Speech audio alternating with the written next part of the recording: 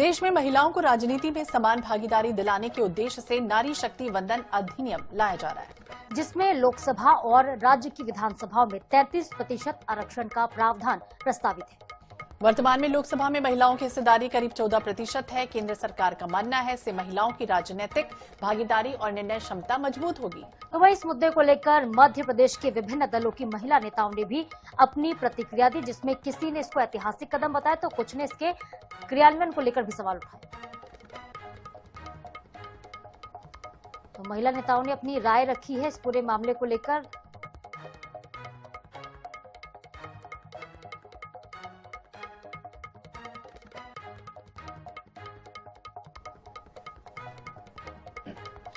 तो महिला आरक्षण बिल पर सियासत बढ़ गई। नारी शक्ति कानून से अब देखना होगा किस तरह की राजनीति बदलती है। तो 33% आरक्षण पर नेताओं की प्रतिक्रिया आ रही है, जहां पे भारतीय जनता पार्टी की जो महिला नेता है इसका स्वागत दिल खोलकर कर रही, तो वहीं कांग्रेस की तरफ से ये कहा जा रहा है कि इसको जल्दबाजी में लागू किया जा रहा है और चूंकि चुनाव नजदीक है तो ऐसे में चुनावी दांव खेलने की कोशिश भारतीय जनता पार्टी कर रही है।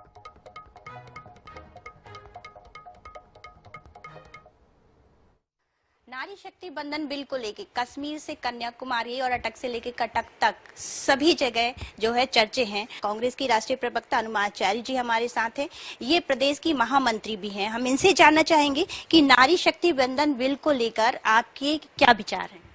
महिलाओं को राजनीति में 33% की भागीदारी संविधान के 73वें संशोधन के द्वारा राजीव गांधी जी ने सोची थी और नरसिम्हा राव जी की सरकार ने उसे लागू किया था। तो आज देश की सभी पंचायतों में, निकायों में 33% महिलाओं को भागीदारी मिली हुई है, बल्कि 40%, लगभग 15 लाख महिलाएं हैं जैसे जो पंचायत स्तर पर और निकाय के स्तर पर सक्रिय हैं, उन्हें पद मिले हुए हैं।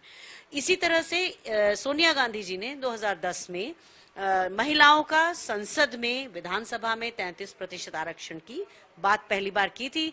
तो चूंकि हमारे पास नंबर्स नहीं थे, इसलिए राज्यसभा में पारित होने के बाद भी वो बिल पूरी तरह पारित नहीं हो पाया था, दोनों सदनों में नहीं हो पाया था।